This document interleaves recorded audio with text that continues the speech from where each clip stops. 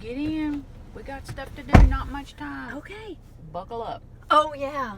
Buckle up. Okay. Ready? Ready. So, here's the deal. Several weeks ago, we set a meeting. And we thought that meeting was going to be in the evening on October 7 6th. o'clock, Yeah, 7:05. 7 o'clock.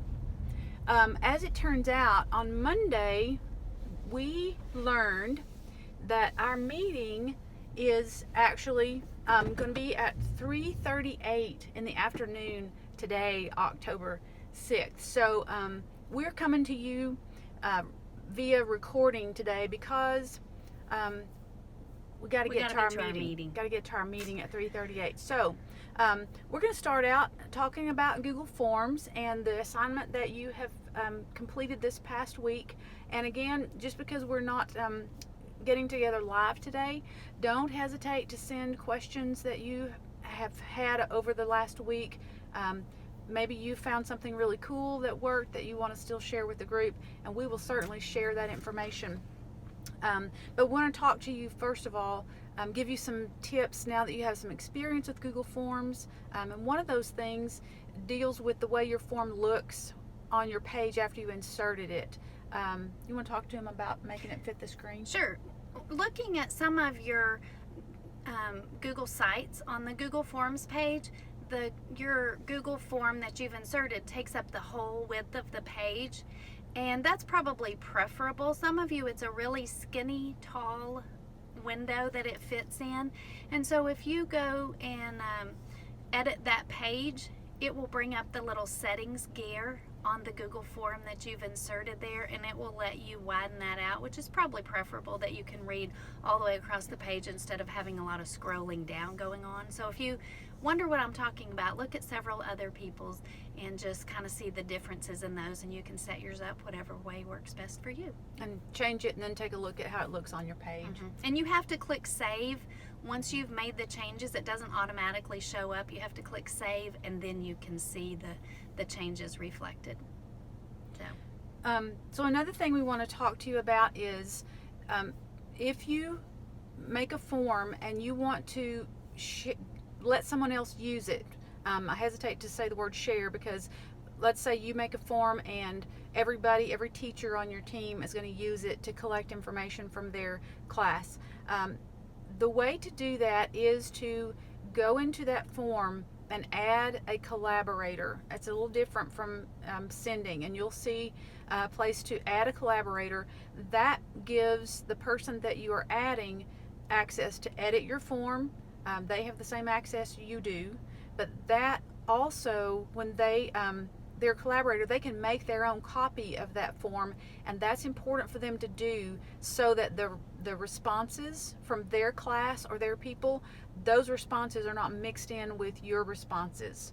So the trick is add your co-teacher or whoever is going to work with you as a collaborator, have them make their own copy of the form, and then their responses, they'll have their own responses in their own spreadsheet.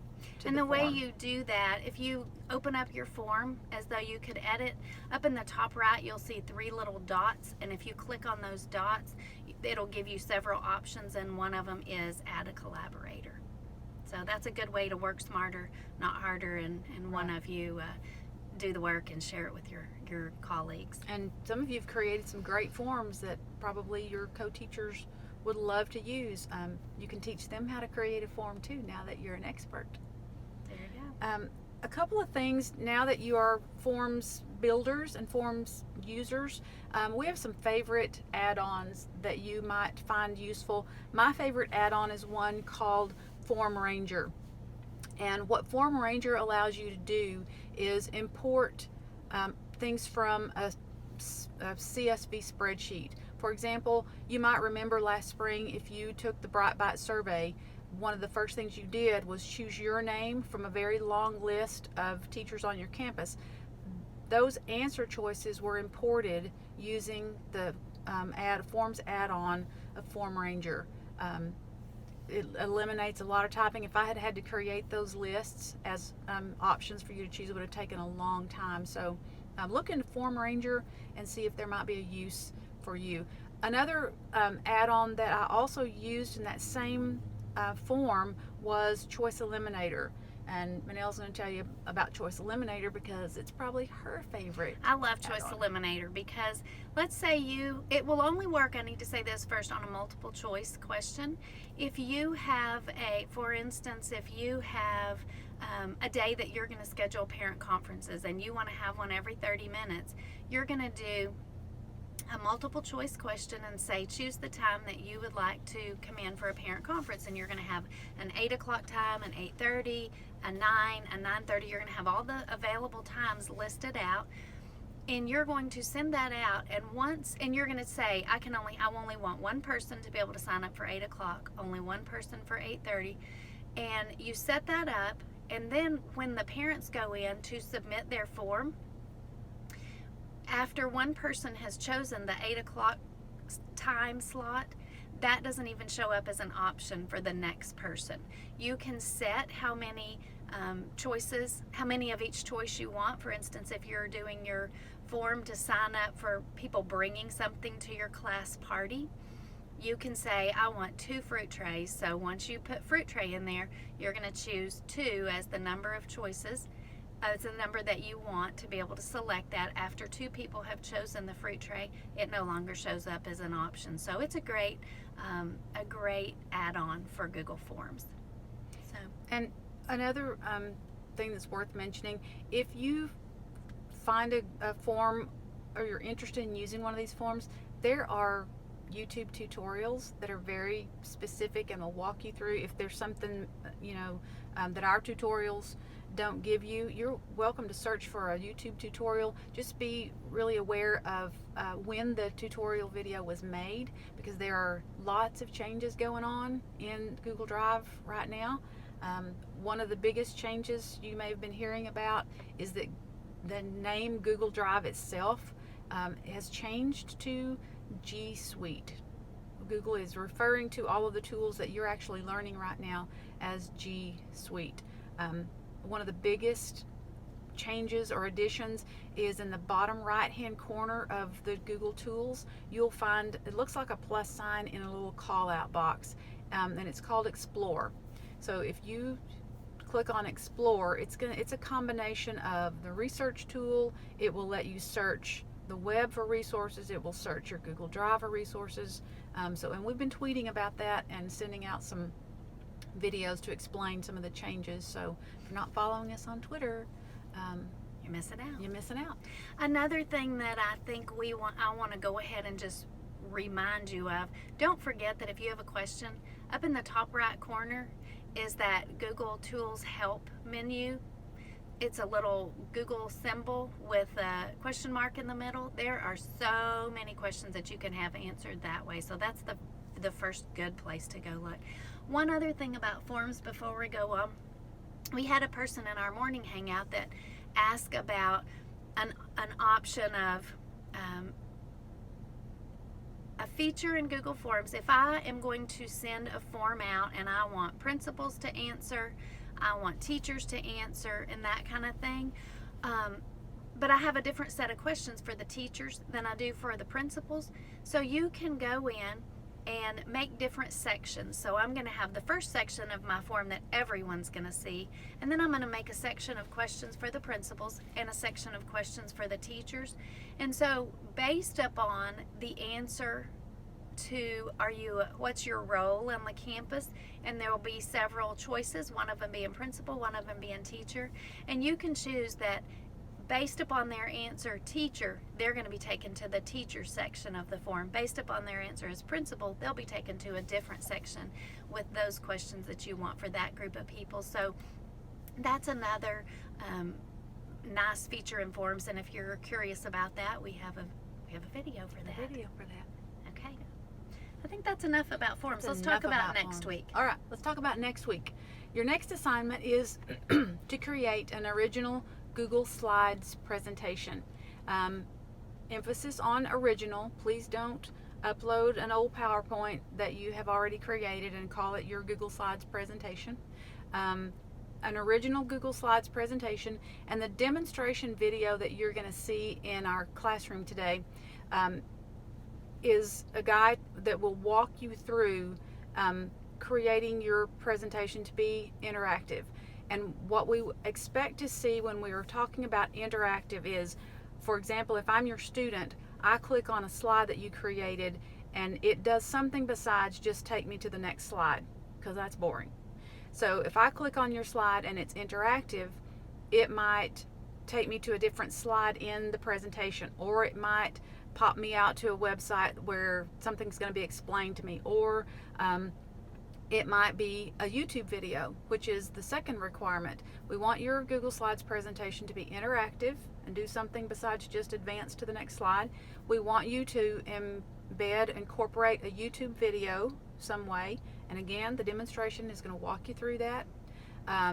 We want it to be collaborative. We want your Google Slide presentation to be something that others can contribute to, work on with you, and that's important because that's what makes Google Slides different from a boring old PowerPoint.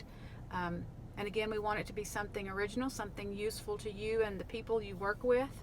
And when we're talking about collaborative, it can be something that you and your teammates are all working on together, or something that you start and your students add to.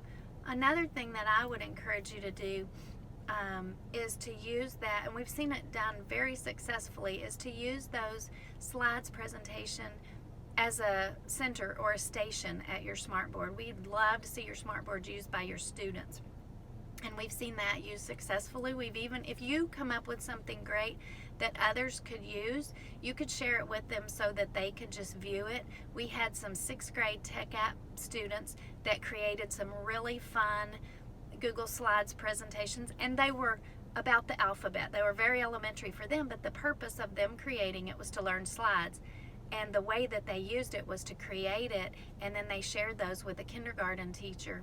And that kindergarten teacher was able to use that as one of her centers in her classroom. So if you have something like that and you want to teach your kids to use slides, and it's not necessarily about the content that time, that you just want them to know how to use slides, make something and let us find someone that can be the end user of their product for them. That'd be fun. The other thing that we're going to do a little bit different this time, after you create your Google Slides presentation, we're going to ask that you go back to that presentation and set the shared settings of that item. And again, it's going to be living in your Google Drive folder. We want you to change the settings on that Google Slides presentation where anyone with the link can comment instead of can view. After that's done, we're going to ask that you look around, look at the presentations that are created by the people in our academy, and leave some comments on the work of at least 2 other people. So that'll give you some practice looking at each other's work and using that comment feature. Sometimes when you create things to use with your kids or with your co-teachers, you don't want them to make changes because you like it the way it is, but you still want their feedback and their input. And using the can comment feature is a really good way to do that. Some of you have used it on our feedback spreadsheet. You've left a comment over on the side. We can answer the question, send you what you need, and then we just resolve the comment, or we can comment back there as well. So we want you to investigate that feature that's available with your Google Slides. And also on that assignment that we're going to post, you will be going to attach and insert that. And when you insert that Google Slides, you can decide, do you want it to automatically start playing, or do you want it, and how long do you want each slide to stay on the screen? Or you can say, don't automatically play, and I'll start it whenever I want. So you decide that. So you're going to attach and insert your Google Slides onto your Google site page, your Google Slides page of your Google site. Whew, that's a lot. That's a mouthful. Yeah, it is. Okay, if you have any questions, please don't hesitate to call, email, however works best for you. Get a hold of us. We will come. We will email you back. We will send you videos, probably more than you ever want. Anyway, we will help any way we can. I'm really sorry that we couldn't be there with you live today. Yeah. But But We got to get to our meeting. We gotta get to our meeting. So see y'all later. Have a good Bye. week. Bye. Go Rangers. Do you smell sunscreen? Nah. Day.